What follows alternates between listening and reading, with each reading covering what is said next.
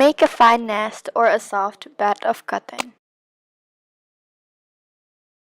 On top of the nest of cotton, place the dried grass and leaves, but do not cover all of the cotton.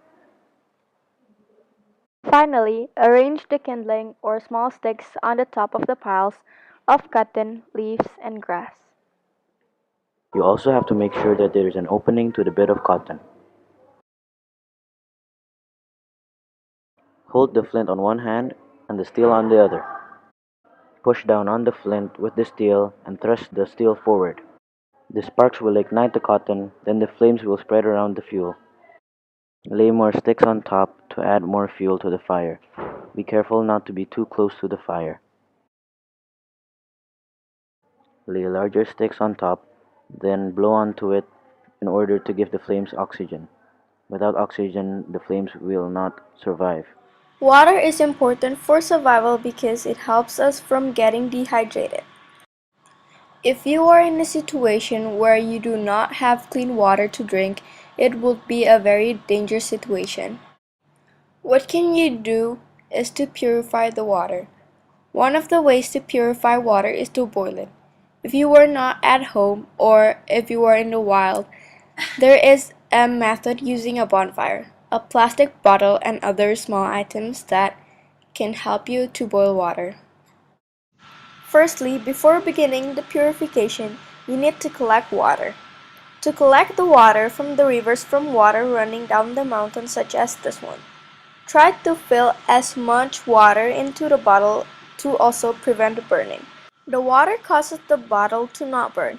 If the bottle is on the fire without the water inside, it would burn quickly. Tie the string or a wire on top of the bottle. You can use a plier if you are working with steel wire. Tie the other end onto the metal rod. Set the height for the bottle to hang. Place the rod so that the bottle would hang onto it and slightly touches the flames but not completely. Wait until it boils rapidly. Small bubbles like these do not mean it's boiling, but big bubbles like these do. After that, use two sticks to lift the metal rod with the bottle out of the bonfire. Do this so that you will not burn your hands. After it is boiled, there are no longer any more parasites or other small organisms that makes the water dangerous to drink. Yet, the boiling did not get rid of large particles. What you can do is to filter it. You can filter it with a piece of tissue like this. After that, the water is ready and safe to drink.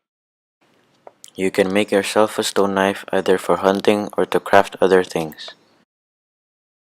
What you need is the base stone, the base for making your knife. And the best stones for a stone knife are either a flint or chert, sedimentary rocks. You also need another stone for a chipping tool. Use this stone to chip off parts of the base stone to create a sharp edge. Place the base stone on one hand and the chipping stone on the other. Then hit the parts you want to chip off, like this.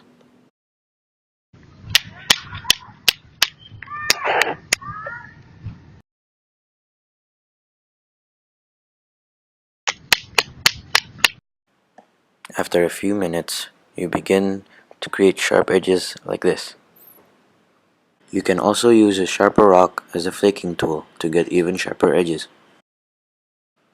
Be careful when you are working with these stones, as you can hurt yourself easily. Here you can see that the rock is already sharp enough to cut a root of a tree. You can spend more time on it and modify it over time. You can even shape it into the tip of a spear and use it for hunting. You can create different kinds of stone tools with these methods. There are many food sources in the wild, yet especially plants, you have to be careful in selecting them as some are edible and some are not. This is an example of a strange fruit in a tropical forest called rambutan. You can open it up and eat the translucent flesh. The green ones like these have not matured. Brighter ones closer to red like those are maturing, and it is better to eat those. Some fruit trees can be way higher than other trees, such as this cachapi fruit. The cachapi or Sandoricum kuchape exists in the forests of Southeast Asia. This is what the kachapi fruit looks like. This tree is a cherry tree, yet it is not like any other cherry trees. It is a cherry tree that exists in Southeast Asia. People here call it seri or kersen. The cherries are smaller and they have yellow flesh. The flowers are also white. Yet eating wild berries is not recommended, as many of them can be very poisonous. There are also edible roots. Yes, these edible roots are classified as tuber plants. Potatoes are an example of a tuber plant. These are the characteristics of a tuber plant. The edible part of a tuber plant is actually underground, such as this cassava plant. You always have to be careful in selecting plants to eat. Some plants like this can easily trick people, as these fruits resemble longan fruits, yet these are not edible. The white sap here indicates that it is not edible. Plants with sap should be avoided. Thank you for watching.